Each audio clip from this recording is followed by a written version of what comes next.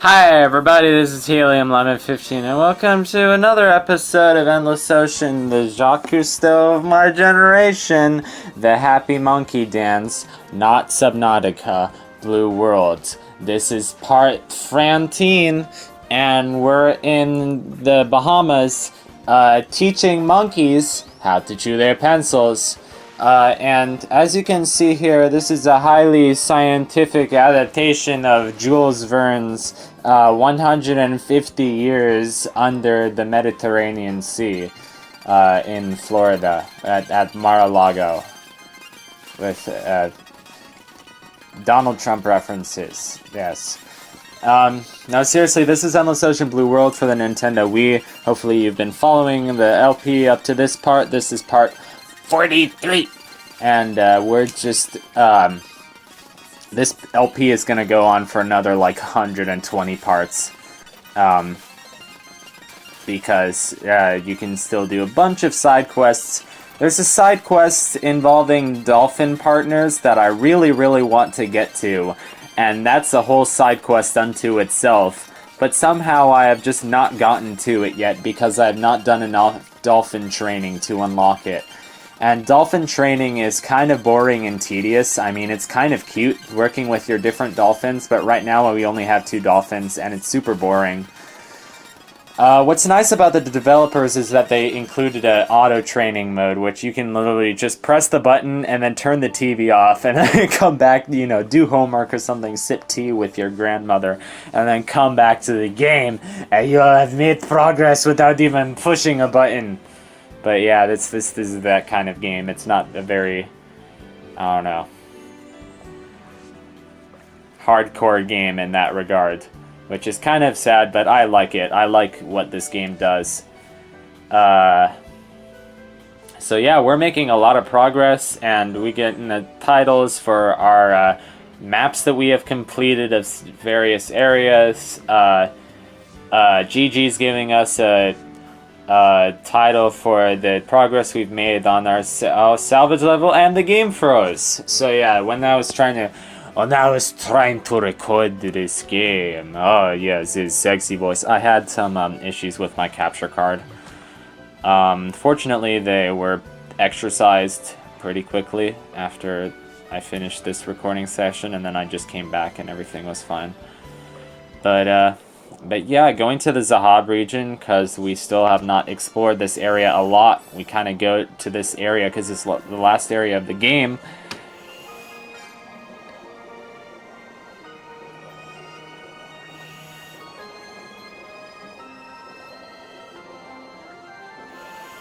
Today is October 9th. I don't have to worry about too much homework because I'm in college now, and the middle of the week is super chill because I only have one class on Wednesday mornings, and it's a class that I never have to do homework for, so that's really nice.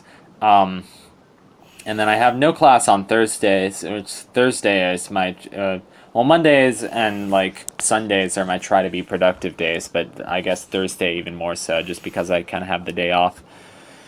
And yeah, today is October 9th. I'm stressed. I'm feeling just blah. But I guess that's not very uncommon in the fall, which is a shame because fall is such a nice season. Anyway, this is Leviathan. It's a giant white or albino, and it's a sperm whale. And it's pretty obviously based on Moby Dick. And if you don't know Moby Dick, you should go read it. In fact, I should go read it, because I need to read more books.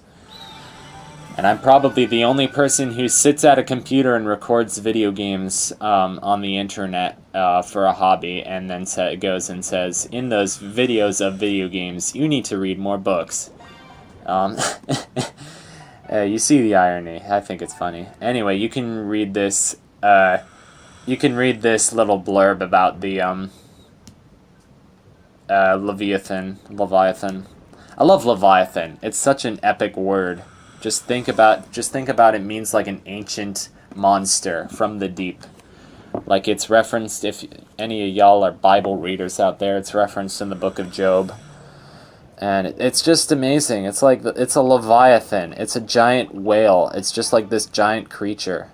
It reminds me of, there's, in The Legend of Zelda Skyward Sword, there's this one boss that you have to fight that's like a whale, but it's like, has wings that like sprouted out of its head or something. And like, it's just flying around in the sky. And it's just this giant whale with this majestic, deep voice.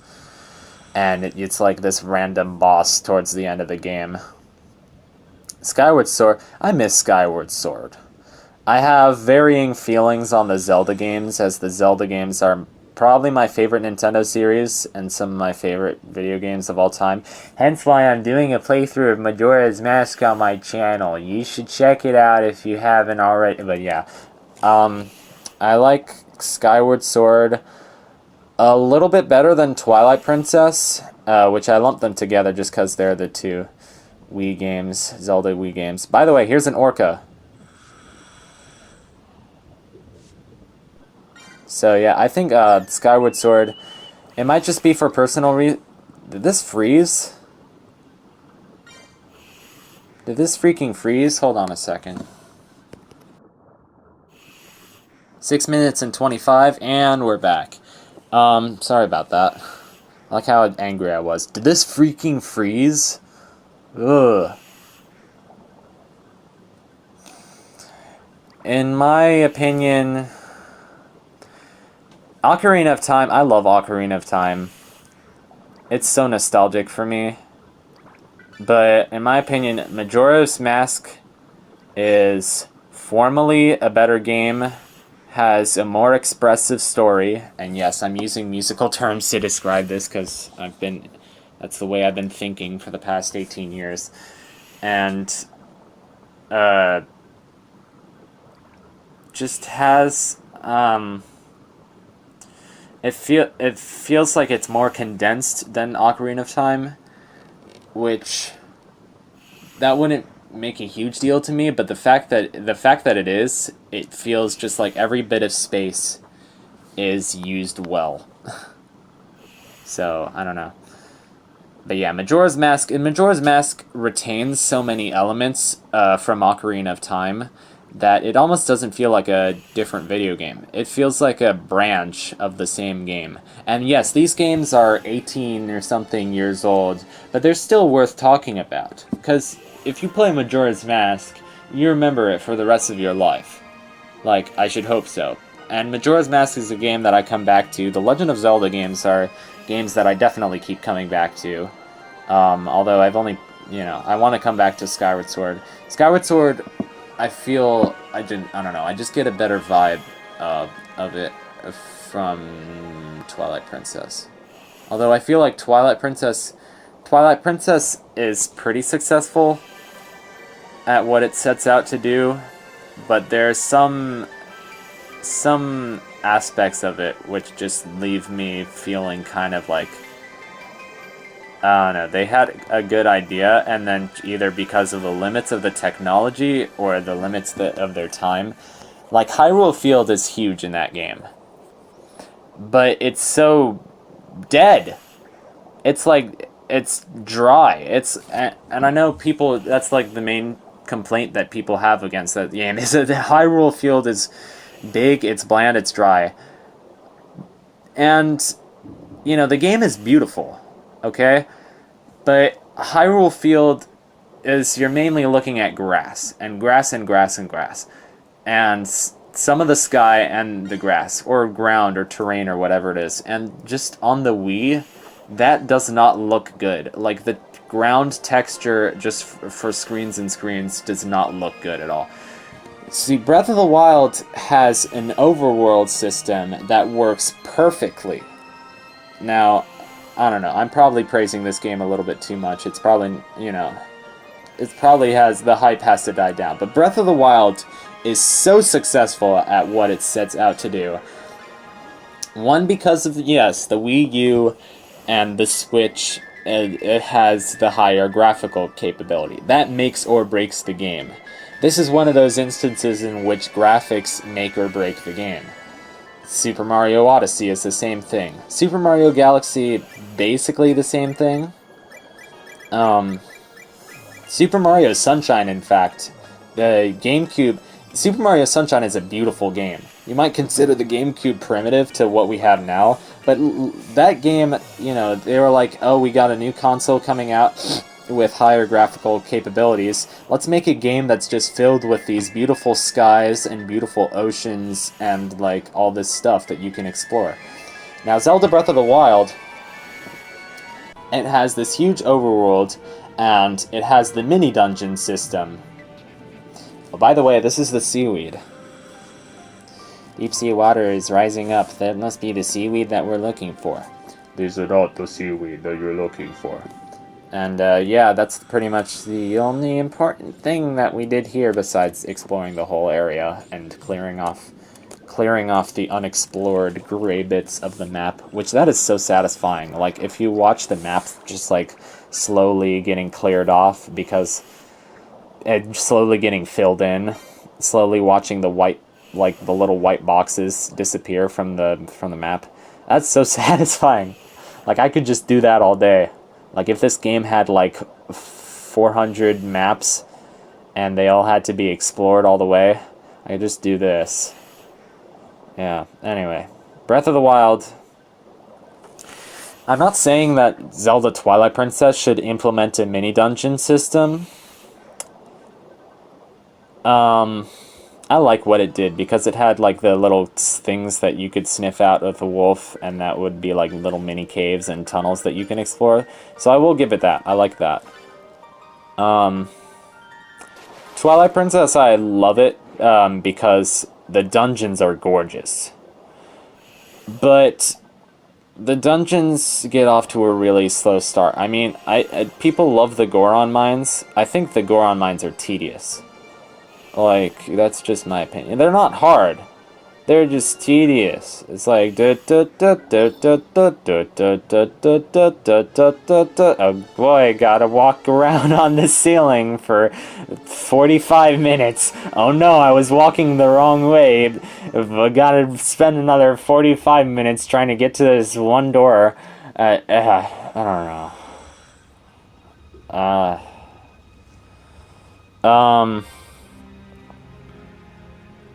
Yeah.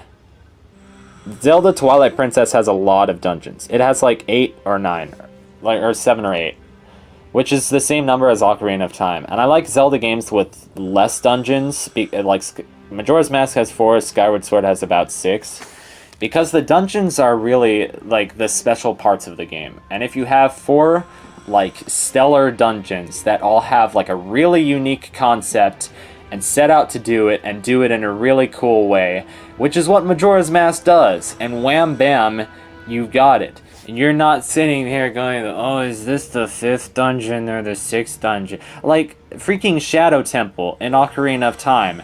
That is a huge waste of space. Like, I'm sorry, like, Happy Halloween and everything. It's cool looking. It's all grays, so it's not that cool looking. Does it have any interesting puzzles? No. Does it have an interesting boss? Yes, kind of. Yeah.